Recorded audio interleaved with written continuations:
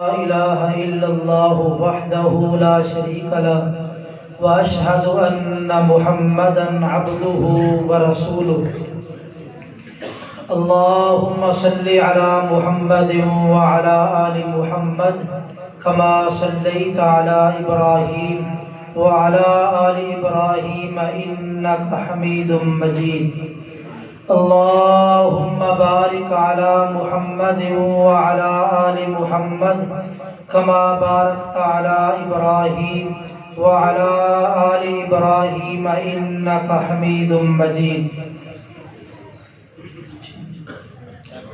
أما بعد فأعوذ بالله السميع العليم من الشيطان الرجيم من همزه ونفخه ونفسه بسم الله الرحمن الرحيم من عمل صالحا من ذكر أو أنثى وهو مؤمن فلنحيينه حياة طيبة ولنجزينهم أجرهم بأحسن ما كانوا يعملون۔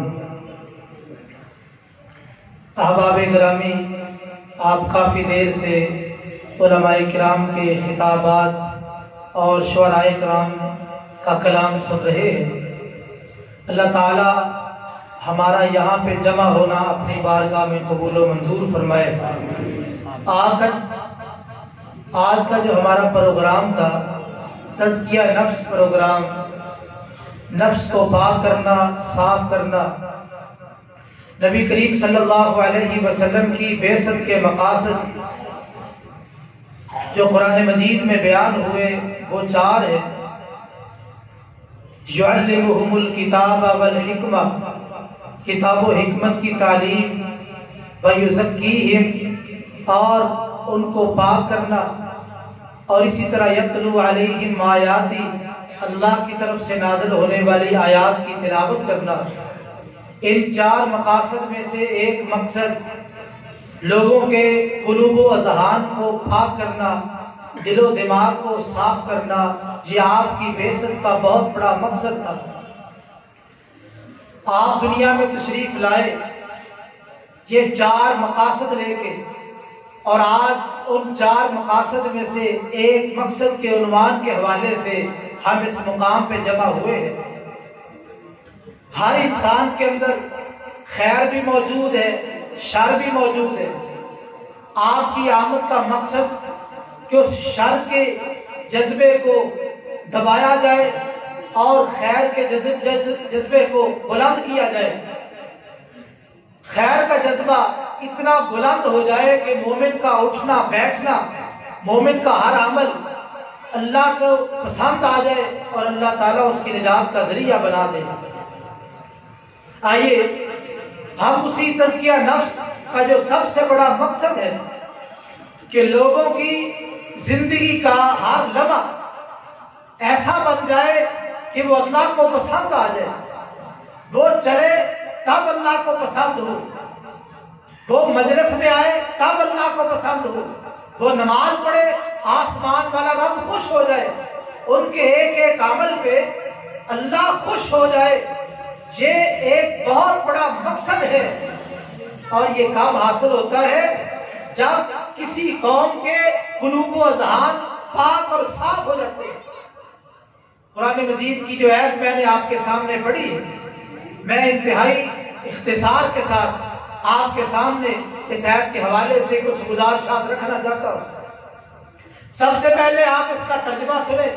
فرمایا من عمل صالحا، جو آدمی صالح عمل کرے، من ذکر او انثی، مرد ہو یا عورت، وہو مومن، شرط یہ ہے کہ وہ مومن ہو، فَلَنُحْيِيَنَّهُ حَيَاةً طَيِّبَةً، اللہ فرماتے ہیں ہم اسے ضرور پاکیزہ زندگی عطا کریں گے، وَلَنَجْزِيَنَّهُمْ أَجْرَهُمْ بِأَحْسَنِ مَا كَانُوا يَعْمَلُونَ، اور ہم ضرور بے ضرور اس کے خوبصورت اعمال کا بدلہ دیں گے۔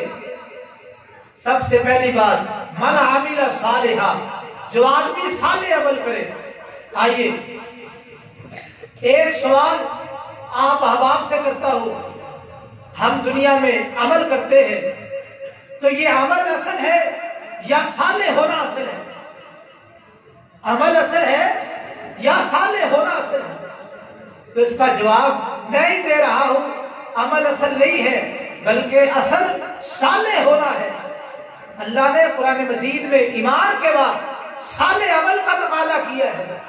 وَبَشِّرِ الَّذِينَ آمَنُوا وَعَمِلُوا الصَّالِحَاتِ، ایمان والوں کو بشارت دے دو اور اس کے بعد صالح عمل کرنے والوں کو بشارت دے دو۔ اور ایمان کے بعد جتنے بھی اعمال ہے، نماز ہے، روزہ ہے، حج ہے، زکوٰۃ ہے، صدقہ خیرات ہے، جہاد ہے، دعوت و تبلیغ ہے، ایک ایک عمل اگر اس کی بنیاد ہے تو وہ عمل صالح ہے۔ اگر ہمارا ہر عمل عمل صالح بنے گا تو ہماری نجات کا ذریعہ ہے، اگر عمل صالح نہیں ہے تو یاد رکھیے بڑے سے بڑا عمل بھی رائے گاں اور بیکار ہے۔ امام منذری علیہ رحمہ الترغیب و ترہیب کے اندر ایک حدیث نقل کرتے ہیں اور یہ صحیح حدیث ہے، شیخ البانی علیہ رحمہ نے اس حدیث کو صحیح کہا ہے۔ فرماتے ہیں ان الرجل لیصلی 60 سنہ وما تقبل له صلاۃ، بس اوقات بندہ 60 سال تک نماز پڑھتا ہے، 60 سال، سردیوں میں، گرمیوں میں، سارے موسم آئے، اس نے 60 سال تک اللہ کے سامنے سجدے کیے، رکوع کیے، نمازیں پڑھی ہے، وما تقبل له صلاۃ، نتیجہ کیا ہے؟ اس کی ایک نماز بھی اللہ کی بارگاہ میں درجہ قبولیت کو نہیں پہنچی، ایک نماز بھی قبول نہیں ہے۔ لعلہ یتم الرکوع ولا یتم السجود، راوی بیان کرتا ہے شاید اس کی نماز کے اندر یہ کوتاہی ہے کہ اس کا رکوع صحیح ہے، سجدہ غلط ہے، یا سجدہ صحیح ہے، رکوع غلط ہے، تو ایک رکن غلط ہونے کی وجہ سے، سنت کے مطابق نہ ہونے کی وجہ سے 60 سال کی نماز، 60 سال کی عبادت رائے گاں اور بیکار ہے، اللہ کو ایک نماز بھی قبول نہیں ہے۔ اب 60 سال عمل ہے، 60 سال کی نمازیں ہیں، لیکن یہ نمازیں اللہ کو قبول نہیں ہے۔ قبول کیوں نہیں؟ یہ نمازیں ہیں لیکن صالح نہیں ہے، عمل ہے لیکن اچھا نہیں ہے، عمل ہے سنت کے مطابق نہیں ہے، تو یہ ساری نمازیں بیکار ہیں۔ صحیح بخاری کی ایک حدیث ہے، ابو وائل رحمہ اللہ کہتے ہیں کہ حذیفہ بن یمان رضی اللہ تعالی عنہ صحابی رسول نے ایک بندے کو دیکھا، وہ نماز پڑھ رہا تھا، جب اس نے نماز کو مکمل کیا، نماز کیسی تھی؟ لا یتم الرکوع ولا السجود، نہ رکوع صحیح ہے نہ سجدہ صحیح، رکوع بھی خراب، سجدہ بھی خراب۔ خراب ہونے کا کیا معنی؟ سنت کے مطابق نہیں ہے، آپ کے طریقے کے مطابق نہیں ہے، حضور کا طریقہ چھوڑ کے اپنی من مرضی سے رکوع سجدہ کر رہا ہے۔ جب نماز پوری ہوئی، حذیفہ بن یمان نے پوچھا جو آپ نے نماز پڑھی ہے کتنے سال ہو گئے ایسی نماز پڑھتے ہوئے؟ کہتا 40 سال ہو گئے۔ کتنے سال؟ 40 سال سے ایسی نماز پڑھ رہا ہوں۔ تو حذیفہ بن یمان رضی اللہ تعالیٰ عنہ کیا کہتے ہیں؟ ما صلیتا، وہ 40 سال سے نماز پڑھ رہا ہے اور حذیفہ بن یمان کہتے ہیں ما صلیتا، تو نے ایک نماز بھی نہیں پڑھی۔ اور ابو وائل کہتے ہیں واحسبہ، میرا خیال ہے حذیفہ بن یمان نے یہ بھی کہا تھا لو متا علی ھذا متا علی غیر سنت محمد صلی اللہ علیہ وسلم، اگر اس وقت تیری موت واقع ہو جائے تو تیری موت محمد صلی اللہ علیہ وسلم کی سنت پر نہیں ہوگی۔ 40 سال سے نماز پڑھ رہا ہے، رکوع اور سجدہ صحیح نہیں، صحابی رسول کا فتویٰ کیا ہے؟ تیری ایک نماز بھی قبول نہیں ہے، تیری موت نبی کریم صلی اللہ علیہ وسلم کی سنت پہ نہیں ہوگی۔ اگر اس وقت تو فوت ہو جائے، تھوڑا سا آگے چلیے، مسجد نبوی ہے، امام الانبیاء محمد رسول اللہ صلی اللہ علیہ وسلم مسجد میں موجود ہے، آپ نماز پڑھا چکے ہیں.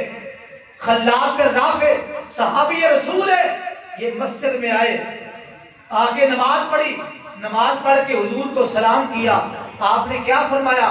ارجع فصلی فإنک لم تصلی، جا نماز پڑھ، تو نے نماز نہیں پڑھی.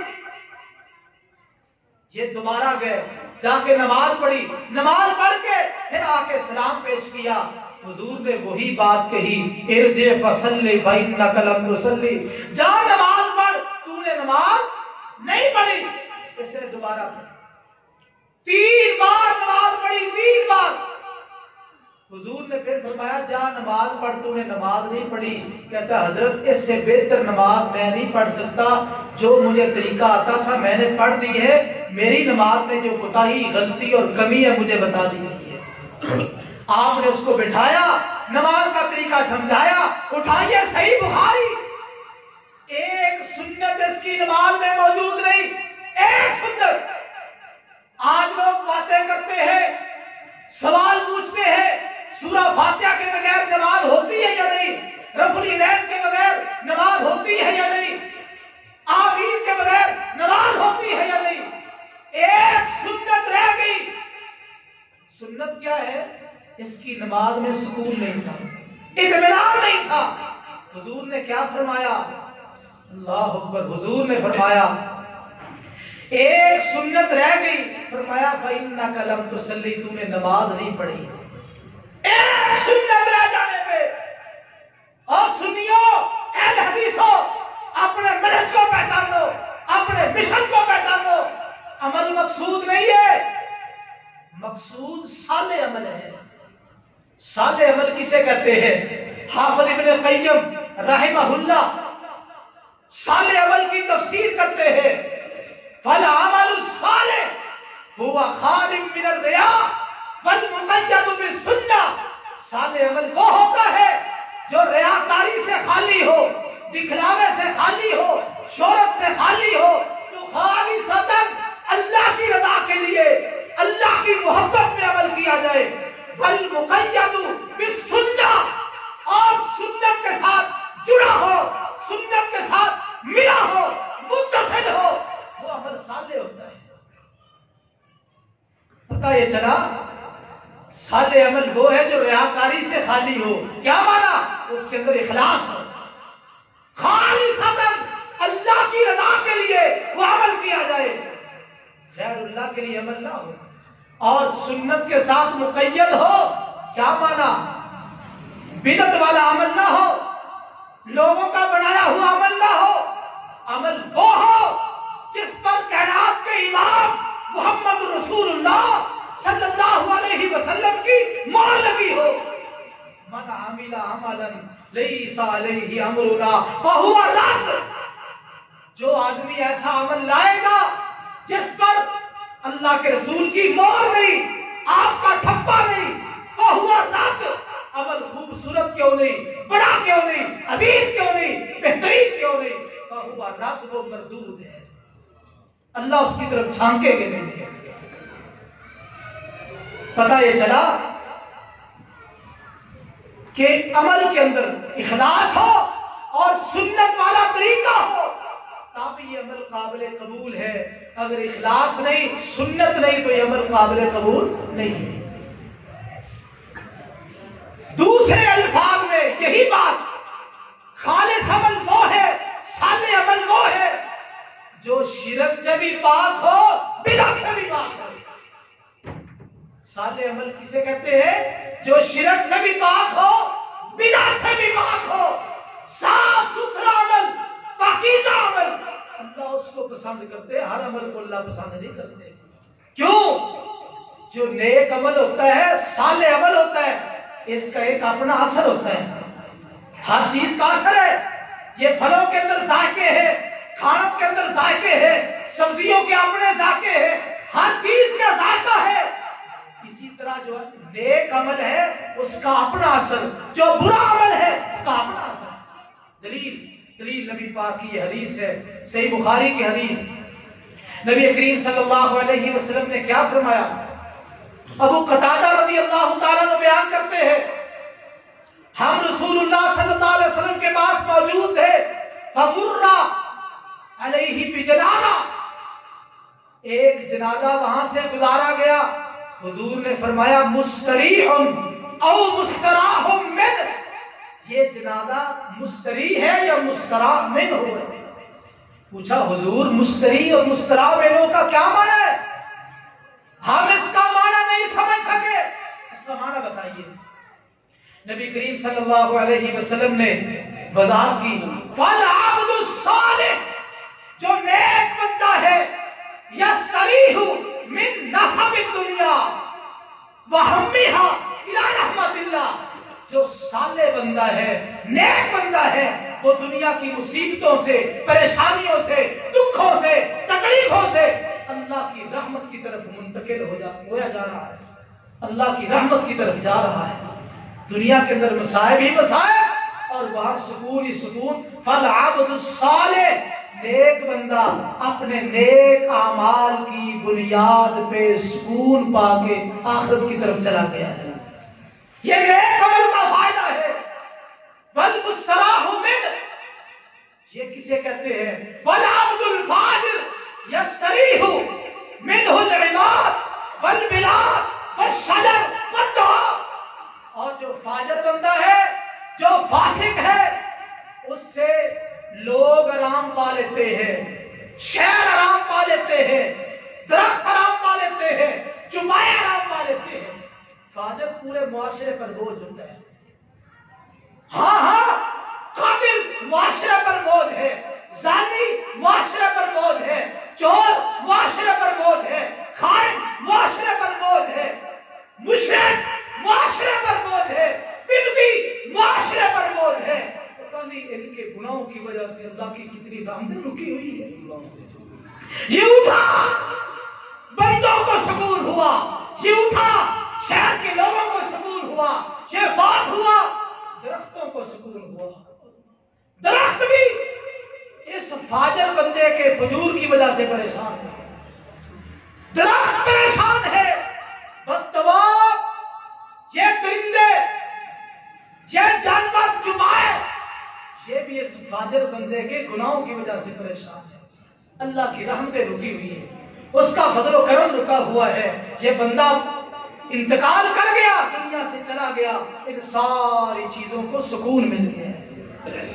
تو آپ نے دیکھا جو صالح آدمی ہے اس کو سکون ملا، یہ نیک عمل کا اثر ہے، اور جو فاجر آدمی ہے اس سے لوگوں نے سکون پایا، اس کا برا اثر کیا تھا؟ اللہ کی رحمتیں رکی ہوئی تھی، یہ فوت ہوا، اللہ کی رحمتوں کا نزول شروع ہو گیا۔ آئیے، صالح ہونا اس کا بڑا فائدہ ہے۔ قرآن مجید کی ایک آیت پڑھتا ہوں، من عمل صالحا فلنفسہ ومن اساء فعلیہا، جو آدمی نیک عمل کرتا ہے فلنفسہ، اس کی ذات کو اولاً فائدہ ہے۔ نیک عمل کا میں کروں مجھے فائدہ، آپ کریں آپ کو فائدہ، مرد کرے اس کو فائدہ، عورت کرے اس کو فائدہ۔ جو بھی نیک عمل کرے سب سے پہلے کس کو فائدہ؟ فلنفسہ، انسان کو بذات خود، ومن اساء فعلیہا، اور جو برا عمل کرے انسان کے اوپر بوجھ ہے، انسان کے اوپر بوجھ ہے۔ آئیے، اگر ماں باپ نیک ہوں، ماں باپ نیک ہوں، اولاد کو فائدہ ہوتا ہے، اولاد نیک ہو تو ماں باپ کو فائدہ ہوتا ہے۔ صالح ہونے کا فائدہ، اگر ماں باپ نیک ہے اولاد کو فائدہ، اولاد نیک ہے ماں باپ کو فائدہ ہے، فائدے ہی فائدے ہیں۔ ماں باپ نیک ہو تو اولاد کو کیسے فائدہ ملتا ہے؟ قرآن مجید میں اللہ تعالیٰ نے موسیٰ علیہ السلام اور خضر علیہ السلام کا واقعہ ذکر کیا ہے۔ یہ دونوں نبی آپس میں ملے، چل پڑے، ایک بستی والوں کے پاس گئے، ان سے جا کے کھانا مانگا، اس کا تاما، ہمیں کھانا کھلاؤ۔ ایک یہ بھی پتا چلا جو خضر علیہ السلام کے بارے میں کہتے ہیں نا کہ پتہ نہیں وہ کیا تھے، پتہ نہیں وہ کیا تھے، وہ انسان تھے۔ اس کا تاما، کھانا مانگا، دونوں نبیوں نے کھانا مانگا، کھانے کے لیے مانگا نا، تو موسیٰ علیہ السلام جس طرح کھانا کھانے والے تھے، خضر علیہ السلام بھی کھانا کھانے والے تھے۔ بستی والوں نے انکار کر دیا۔ اسی بستی میں 2 یتیم بچے، ان کے گھر کی دیوار گرنے ہی والی تھی، جناب خضر نے اس کو درست کر دیا۔ موسیٰ علیہ السلام نے کہا انہوں نے ہماری مہمانی نہیں کی، تو آپ اگر اجرت لے لیتے، مزدوری لے لیتے، ہم کھانا خرید لیتے تو کھانا تو کھا لیتے کم از کم۔ خضر علیہ السلام نے کہا میرا اور تیرا معاہدہ تھا کہ تو صبر نہیں کر سکے گا، اب میری اور تیری جدائی ہے، میں تجھے وجہ بتاتا ہوں کہ یہ سبب کیا ہے۔ تینوں واقعات اس کی وجہ بتائی، اور اس واقعے کی وجہ کیا بتائی، دیوار کیوں درست کی؟ کہا ان کا باپ نیک آدمی تھا، باپ نیک آدمی تھا، اس نے فوت ہونے سے پہلے دیوار کے نیچے خزانہ یعنی سونا چاندی رکھ دیا، جب میری اولاد جوان ہوگی دیوار گرے گی خزانہ نکالیں گے، اپنی ضرورتوں کو پورا کریں گے۔ ہوا کیا، اولاد ابھی چھوٹی ہے، بچے چھوٹے ہیں، دیوار پہلے گرنا چاہتی ہے، اللہ نے حکم دیا فاراد ربو کا، تیرے رب نے ارادہ کیا، خضر کو حکم دیا کہ اس دیوار کو سیدھا کر دو، دیوار کو درست کر دیا۔ اب دیکھیے 2 نبیوں سے اللہ تعالیٰ نے وہ دیوار درست کروائی، خضر علیہ السلام نے دیوار درست کی، سبب کیا تھا؟ کانا ابوہما صالحا، ان یتیم بچوں کا باپ کیا تھا؟ نیک تھا، اس نیکی کی بنیاد پہ وہ قبر میں پہنچ چکا، لیکن اس نیکی کی بنیاد پہ اس کے یتیم بچوں کو فائدہ ملا۔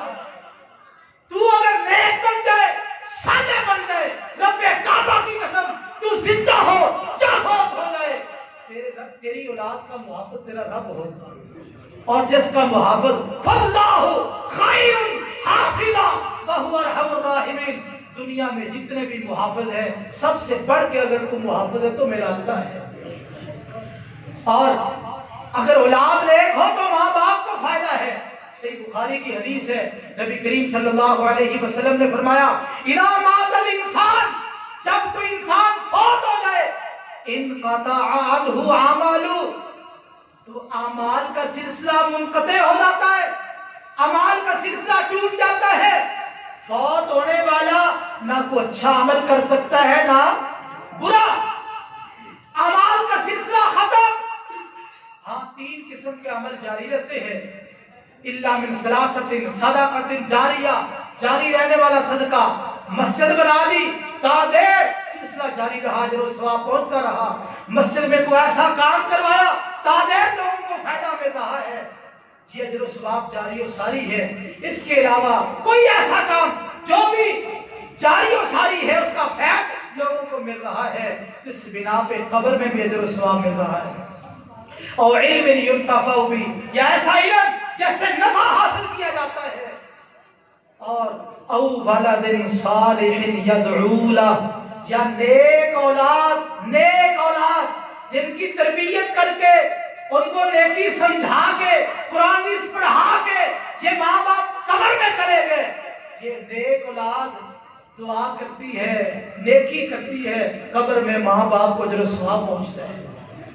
اس حدیث کے آغاز میں تھوڑا سا غور کریں، اذا مات الانسان انقطع عنہ عملہ، اللہ کے رسول نے فرمایا جب انسان فوت ہو جائے تو اعمال کا سلسلہ منقطع ہو جاتا ہے، ٹوٹ جاتا ہے۔ آج ہم دیکھتے ہیں ہمارے معاشرے میں ایک عقیدہ پایا جاتا ہے کہ جو مردے ہوتے ہیں وہ دنیا کے اندر تصرف کرتے ہیں، کسی کو پیر صاحب بیٹا دے رہے ہیں، کسی کو بیٹی دے رہے ہیں، کسی کو رزق دے رہے ہیں، کسی کو شفا دے رہے ہیں۔ حضور نے کیا فرمایا؟ انقطع عنہ اعمال، مرنے والا، قبر میں جانے والا جو میت ہے وہ عمل نہیں کر سکتا، اور میرا تیرا عقیدہ یہ ہو کہ وہ عمل کر سکتا ہے۔ اے اولاد دینا عمل کوئی نہیں ہے، شفا دینا عمل نہیں ہے، رزق دینا عمل نہیں ہے، یہ سارے اعمال ہیں۔ اور حضور نے فرمایا انقطع عنہ عمل، اب بندے اور اس کے اعمال کے درمیان انقطاع واقع ہوا، اب یہ کوئی عمل نہیں کر سکتا، نہ اچھا کر سکتا ہے نہ برا کر سکتا ہے۔ جب حضور نے فرما دیا اس کے بعد یہ عقیدہ رکھنا کہ مردے ہمیں فائدہ پہنچاتے ہیں اور مردے ہماری مشکل کشائی کرتے ہیں، تو میرا خیال حدیث کے خلاف عقیدہ رکھنا ایک عقل مند انسان کا کام نہیں۔ اور یہ ربیع الثانی ہے، ربیع الثانی میں آپ کو پتا ہوگا پیر عبد القادر جیلانی علیہ رحمہ 11 ربیع الثانی کو فوت ہوئے تھے، شاید کسی بھائی کے علم، اسی لیے یہ بڑی 11ویں شریف اسی مہینے میں ہوتی نا، بڑی 11ویں شریف، شاید کسی نے منظر دیکھا ہو، بڑی 11ویں شریف والے دن بڑی بسیں وہاں موجود تھی اور بڑا رش تھا، بڑی 11ویں شریف۔ پیران پیر جن کو غوث عالم کہا جاتا ہے، میں ان کا صرف ایک پیغام بھی آپ کے سامنے رکھنا چاہتا ہوں تاکہ پتا چلے کہ پیران پیر ان کا نظریہ، ان کا عقیدہ کیا تھا، انہوں نے اپنے ماننے والوں کو کیا تعلیم دی ہے۔ اور یہ بات علل بصیرت کہہ رہا ہوں، یہ تفسیر کا وقت نہیں۔ پیر عبد القادر جیلانی علیہ رحمہ کتاب و سنت کے پابند تھے، کتاب و سنت کو ماننے والے تھے، اور امت کو بھی یہی پیغام دیا ہے، کتاب و سنت کو اپنا امام بنا لو۔ لوگوں، تمہاری سلامتی اسی بات میں ہے، کتاب و سنت کو پکڑ لو اور اس کو تھام لو۔ اور فرماتے ہیں وَبِهِمَا يَرْتَقِي الْعَبْدُ إِلَى الْوِلَایَةِ، لوگوں اگر اللہ کا ولی بننا چاہتے ہو، دنیا کے سارے سلسلے چھوڑ دو، اللہ کا ولی بننا چاہتے ہو، کتاب و سنت کو تھام لو۔ کتاب و سنت کی پیروی کر کے بندہ اللہ کا ولی بنتا ہے۔ آج ولایت کی ہم نے بے شمار شرائط بنا رکھی ہے، لیکن پیران پیر نے بنیاد الطالبین کے اندر یہ مسئلہ آج سے کتنے سو سال پہلے حل کر دیا۔ لوگوں، اللہ کا دوست بننا ہے، اللہ کا ولی بننا ہے، کتاب و سنت کی پیروی کرو، کتاب و سنت کی پیروی۔ ایک قول پیر صاحب کیا فرماتے ہیں اپنی کتاب فتوح الغیب میں، علیہ کا بھی تقوی اللہ، اے میرے ساتھ پیار کرنے والے، میری کتاب کو پڑھنے والے، میری کتاب کو تھامنے والے، علیہ کا بھی تقوی اللہ، اللہ کے تقوی کو لازم کر لے، اللہ کے ڈر کو لازم کر لے۔ ولا تخف احدا سوى اللہ، اے میری کتاب کو پڑھنے والے، اللہ کے سوا کسی سے نہ ڈرنا، اللہ کے سوا کسی کا ڈر اپنے دل میں نہ بٹھانا۔ ولا ترجوه احدا سوى اللہ، اللہ کے سوا کسی سے امید نہ رکھنا۔ اور غیروں سے امیدیں وابستہ کرنے والوں، سنو پیران پیر کا پیغام، ولا ترجوه احدا سوى اللہ، اللہ کے سوا کسی پہ امید نہ رکھنا۔ وکل الحوائج الی اللہ، اپنی ساری ضرورتیں کدھر رکھنی ہے؟ اللہ کے سامنے۔ اور آگے کیا فرمایا؟ وَلَا تَعْتَمِدْ إِلَّا عَلَيْهِ، اور میری کتاب کو پڑھنے والے، تو نے جب بھی بھروسہ کرنا ہے تو اللہ کی ذات پہ بھروسہ کرنا ہے۔ وَلَا تَثِقْ بِأَحَدٍ غَيْرَ اللَّهِ، اللہ کو چھوڑ کے کسی غیر اللہ پہ اعتماد نہ کرنا، مارا جائے گا۔ اور آخری بات کہتے وَاطْلُبْ جَمِيعًا مِنْهُ، جو بھی مانگنا ہے، جو بھی مانگنا ہے، جمیعہ، جو بھی مانگنا ہے، چھوٹی چیز ہے بڑی چیز ہے، جو بھی مانگنا ہے وَاطْلُبْ جَمِيعًا مِنْهُ، کس سے مانگ؟ اللہ سے مانگ۔ آگے کیا فرماتے ہیں؟ التوحید التوحید التوحید، لوگوں یہ توحید ہے، یہ توحید ہے، اللہ سے مانگنا توحید ہے، اللہ پہ امیدیں رکھنا توحید ہے، ساری ضرورتیں اس کے سامنے رکھنا توحید ہے، اس سے سب کچھ مانگنا توحید ہے۔ اس توحید کو لازم پکڑ لو۔ 2 مرتبہ توحید کا کلمہ ذکر کر کے امام صاحب نے، پیر عبد القادر جیلانی علیہ رحمہ نے دنیا کو پیغام دیا ہے، کل کوئی آنے والا دنیا کو دھوکہ نہ دے سکے کہ لوگوں، جو کتاب و سنت کا منہج، جو تمام انبیاء کا منہج توحید ہے، میں بھی امت کو اور اپنے ماننے والوں کو، چاہنے والوں کو وہی پیغام دے کے جا رہا ہوں۔ اور ایمانداری سے بتائیے، اتنا واضح قول ہونے کے بعد چھوٹی 11ویں بڑی 11ویں کا تصور اسلام کے اندر رہ جاتا ہے؟ کوئی تصور نہیں ہے۔ اور یاد رکھیے، یہ عمل صالح نہیں ہے، یہ بدعت ہے، اور غیر اللہ کے لیے کوئی بھی نظر و نیاز یہ حرام ہے، یہ عمل صالح نہیں ہے۔ جو مومن آدمی ہے وہ ایسا عمل کبھی نہیں کر سکتا۔ آئیے، اللہ نے فرمایا من عمل صالحا من ذکر او انثی، مرد ہو عورت ہو، جو بھی نیک عمل کرے، مرد ہو عورت ہو، دونوں کا ذکر آیا۔ شیخ ابن عاشور ایک مفسر ہے، وہ کہتے ہیں کہ جو اسلامی احکام ہے اس میں مرد اور عورت برابر ہے، مرد اور عورت برابر، نماز دونوں کے لیے، روزہ دونوں کے لیے، حج دونوں کے لیے، عمرہ دونوں کے لیے، صدقہ خیرات دونوں کے لیے۔ تو اسلام کے جو احکام مرد عورت اس میں برابر ہے۔ واہو مومن، بندہ مومن ہو۔ عمل صالح کب فائدہ دے گا؟ جب ایمان ہو، ایمان ہو، اور ایمان بھی وہ ہو جو صحابہ جیسا ہو۔ فَإِنْ آمَنُوا بِمِثْلِ مَا آمَنْتُمْ بِهِ فَقَدِ اهْتَدَوْا، ایمان بھی صحابہ جیسا ہو تب قابل اعتبار ہے، تب اللہ کے ہاں مقبول ہے۔ اللہ فرماتے ہیں فَلَنُحْيِيَنَّهُ حَيَاةً طَيِّبَةً، جو لوگ صالح عمل کرے ہم انہیں ضرور بے ضرور پاکیزہ زندگی عطا کریں گے۔ کون سی زندگی؟ پاکیزہ زندگی عطا کریں گے۔ یہ رونے دھونے والی زندگی نہیں، چیخنے چلانے والی زندگی نہیں، لان تان والی زندگی نہیں، پاکیزہ زندگی عطا کریں گے۔ پاکیزہ زندگی کسے کہتے ہیں؟ پاکیزہ زندگی کہتے ہیں مال زیادہ مل جائے تو اترائے نہ، مال زیادہ مل جائے تو اترائے نہ، مال تھوڑا ملا ہے تو گھبرائے نہ۔ یہ پاکیزہ زندگی ہے۔ زیادہ ملے متکبر نہ بنے، سرکش نہ بنے، جابر نہ بنے، ظالم نہ بنے۔ تھوڑا ملا ہے تو گھبرائے نہ، اسی پہ راضی ہو جائے۔ اللہ جو میرے مقدر میں تھا، جو میری تقسیم میں تھا، تو نے مجھے عطا کر دیا، میں اس پہ راضی ہوں۔ رضیت باللہ ربا وبالاسلام دینا وبمحمد نبیا، اللہ کے رب ہونے پہ راضی، محمد صلی اللہ علیہ وسلم کی رسالت پہ راضی، اور میں دین اسلام پہ راضی، اللہ کی تقسیم پہ راضی ہو جائے۔ آئیے جناب علی رضی اللہ تعالیٰ عنہ سے پوچھ لیتے ہیں۔ حضرت چلے گئے، ایک بات میرے ذہن میں آ رہی تھی، میں ان کو ویسے بتاؤں گا کسی ذریعے سے۔ وہ علی پاک بار بار کہہ رہے تھے، جبکہ علی رضی اللہ تعالیٰ عنہ کہنا چاہیے۔ کیا کہنا چاہیے؟ علی رضی اللہ تعالیٰ عنہ، ان کے لیے دعا کرنی چاہیے۔ ہمارا جو عقیدہ ہے سارے صحابہ ہی پاک ہیں، سارے صحابہ ہی پاک ہیں، ہمارے نبی بھی پاک ہے، اس لیے خاص ایک بندے کو پاک پاک کہنا یہ اتنا مستحسن نہیں۔ میں انشاءاللہ ضرور کسی ذریعے سے ان تک یہ پیغام پہنچاؤں گا، کیونکہ علی پاک جب کہا جائے گا تو جو ان کے لیے ہم نے دعا کرنی ہے رضی اللہ عنہ رہ جائے گی، اور آپ نے اندازہ بھی لگایا کہ وہ دعا رہتی گئی۔ حالانکہ ہمیں ادب کیا سکھایا گیا صحابہ کے بارے میں؟ جب بھی صحابی کا نام ہے کیا کہنا ہے؟ رضی اللہ عنہم ورضوا عنہ۔ جناب علی رضی اللہ عنہ سے پوچھ لیتے ہیں حیات طیبہ کسے کہتے ہیں؟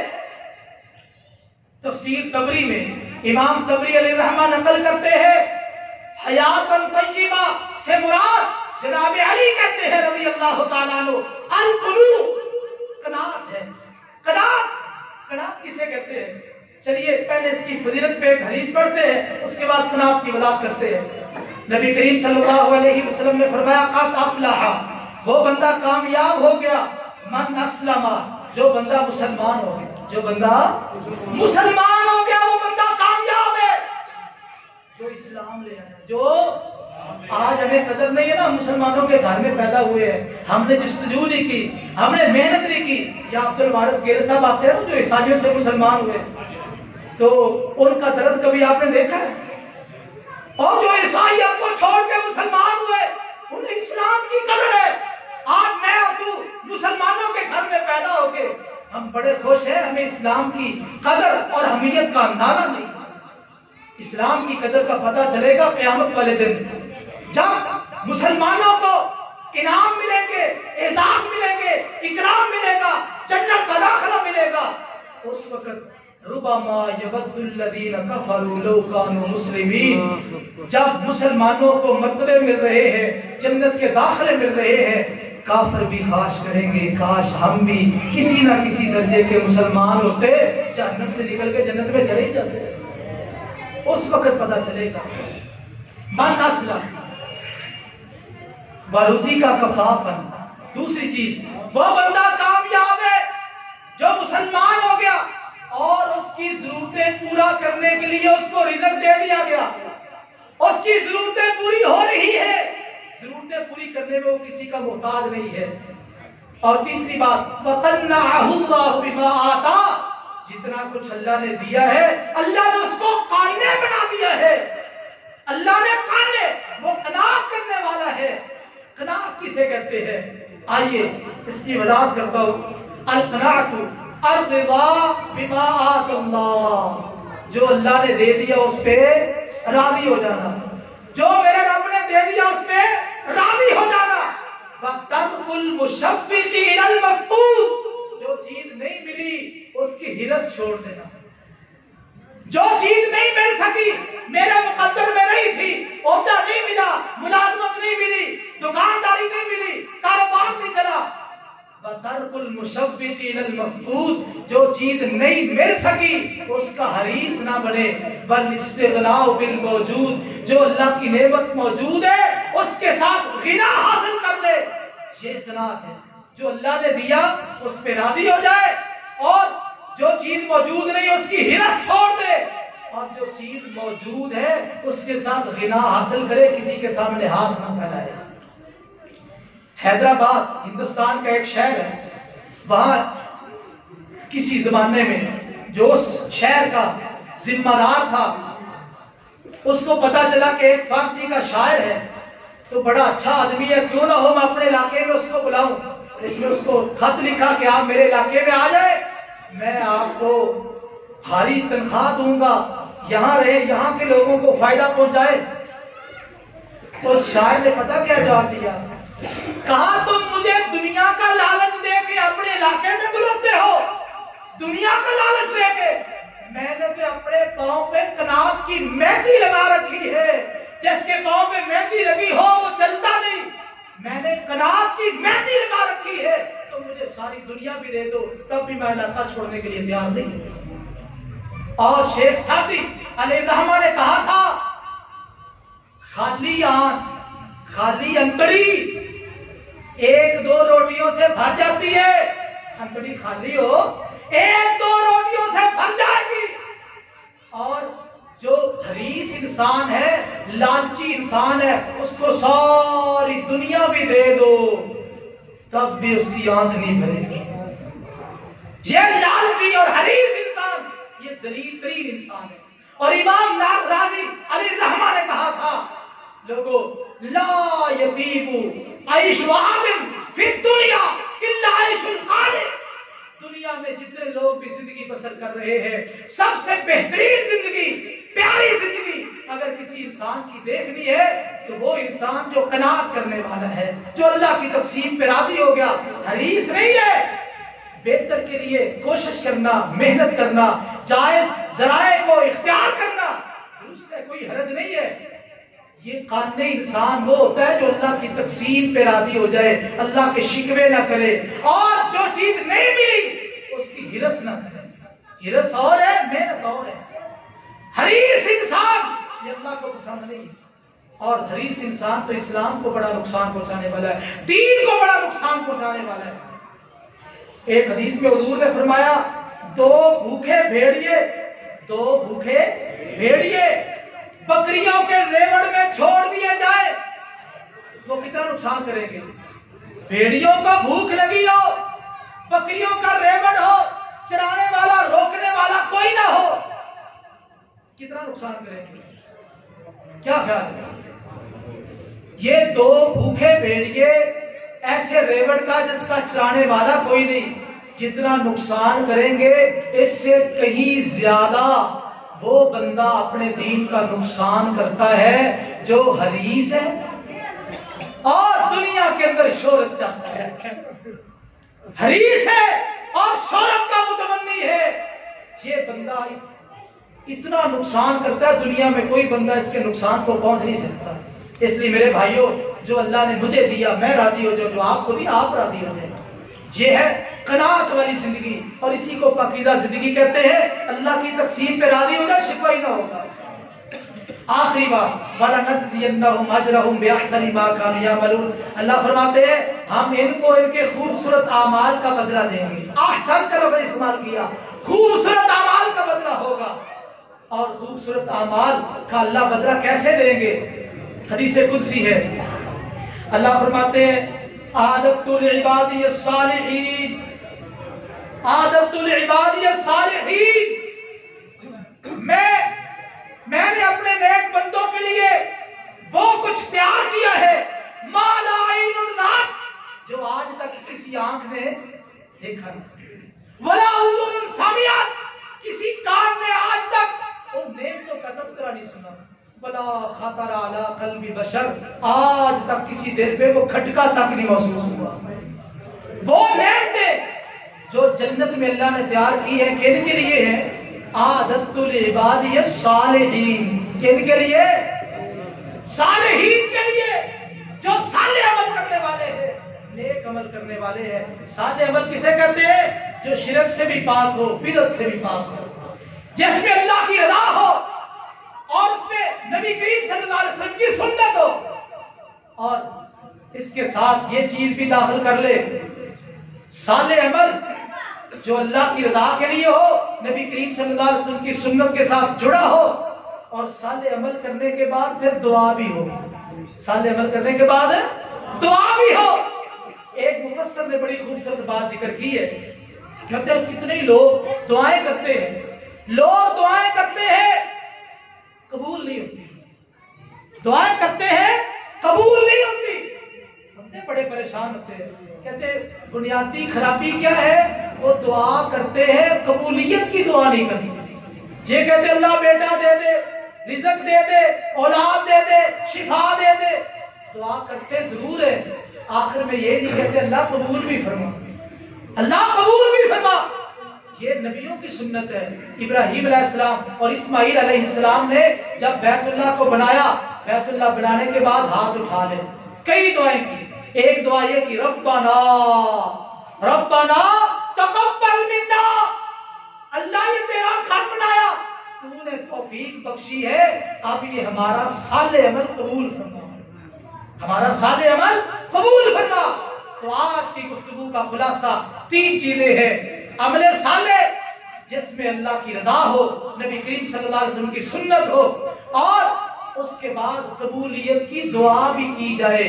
تو جو عمل اللہ کی بارگاہ میں قبول ہو گیا، وہ چھوٹا سا بھی ہو، چھوٹا سا، ہماری نظر میں چھوٹا ہے نا، میری اور تیری نگاہ چھوٹی ہے، ہماری عمل میں وہ عمل چھوٹا ہے، لیکن اللہ کو پسند آ جائے، اللہ بخشش کا ذریعہ بنا دیتے ہیں۔ صحیح بخاری کی حدیث ہے، ایک فحشہ عورت کتے کا بچہ بلک رہا ہے اور کنویں کے ساتھ مٹی کو چاٹ رہا ہے، اس نے اپنا دوپٹہ لیا، اپنا جوتا لیا اور کنویں کے اندر لٹکایا، پانی نکالا، کتے کے بچے کو پانی پلایا۔ آسمان والے رب کو یہ عمل پسند آ گیا، ایسا پسند آیا کہ اللہ تعالیٰ نے اس کی زندگی بھر کے سارے گناہ معاف کر دیے۔ عمل صالح ہو، چھوٹا، ہماری نظر میں چھوٹا بھی ہے۔ صحیح بخاری کی حدیث ہے، ایک بندہ فوت ہونے لگا، اس نے اپنی اولاد کو جمع کیا، کہا بتاؤ میں تمہارا کیسا باپ ہوں؟ تو بڑا اچھا باپ ہے، آپ نے ہمیں دنیا کے اندر جو بھی ضرورتیں تھی ساری ضرورتیں پوری کی ہے۔ کہا میری موت کا وقت آ رہا ہے، میرے ساتھ ایک پختہ وعدہ کرو، اگر تم واقعتاً میرے بیٹے ہو، مجھ سے محبت کرتے ہو، جب میں فوت ہو جاؤں میرے مرنے کے بعد لکڑیاں جمع کرنا، درمیان میں میری لاش رکھنا اور آگ لگا دینا، جلا دینا، اور جب ہڈیاں جو باقی بچ جائے ان کو لے کے پیس دینا، جب سخت ہوا کا دینا ہے ہوا میں اڑا دینا، دریا میں بہا دینا۔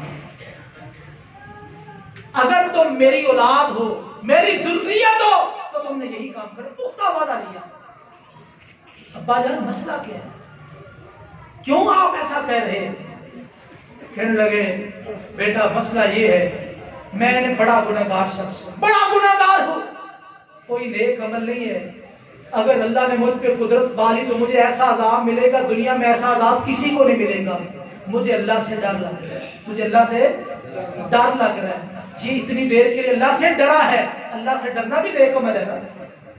یہ فوت ہو گیا، اولاد نے ایسے ہی کیا، اللہ نے ہواؤں کو حکم دیا، دریاؤں کو حکم دیا، اپنے سامنے بندے کو کھڑا کیا، ہاں میرے بندے یہ کام کیوں کیا ہے؟ کہتے یا اللہ مخافت، تیرے ڈر کی وجہ سے، تیرے ڈر کی وجہ سے ایک لمحے کے لیے، ایک لمحے کے لیے یہ رب سے ڈرا، اللہ تعالیٰ نے کہا جا میرے بندے میں نے تجھے معاف کر دیا، زندگی کے سارے گناہوں پہ قلم پھیر دیا۔ اور میرے بھائیوں اس لیے جو بھی عمل کرو، نماز پڑھو سنت کے مطابق، اللہ کی رضا کے لیے صدقہ خیرات کرو، ایک ایک عمل تمہارا صالح ہونا چاہیے۔ یہ نہ تو ہم کہاں نبی کی سنت کا خیال کریں، نہیں نہیں نہیں نہیں نہیں، حضور کی سنت ہو اور امتی اس کا خیال نہ کرے، یہ کہاں لکھا ہے؟ تو ہم نے لقد کان لکم فی رسول اللہ اسوۃ حسنہ، اس میں یہی پیغام سنا ہے، پڑھا ہے، یقیناً تمہارے لیے رسول اللہ صلی اللہ علیہ وسلم کی زندگی میں ہی بہترین نمونہ ہے۔ تو میرے بھائیوں تمہارا ہر عمل صالح ہونا چاہیے، یہ کام تم شروع کر دو، اللہ تعالیٰ تمہیں پاکیزہ زندگی دنیا میں بھی عطا کریں گے، آخرت میں جنتوں کا وارث بنا دیں گے۔ اللہ سے دعا ہے کہ اللہ تعالیٰ ہمارا یہ آج سننا سنانا قبول فرمائے، عمل کی بھی توفیق نصیب فرمائے۔ جن دوستوں بھائیوں نے انتظام و انصرام کیے اللہ تعالیٰ ان کی محنت کاوش قبول فرمائے، اور ایسے بھی دیگر ہمیں دینی پروگرام سننے اور کرنے کی توفیق نصیب فرمائے۔ سبحان ربک رب العزت عما یصفون وسلام علی المرسلین والحمد للہ رب العالمین۔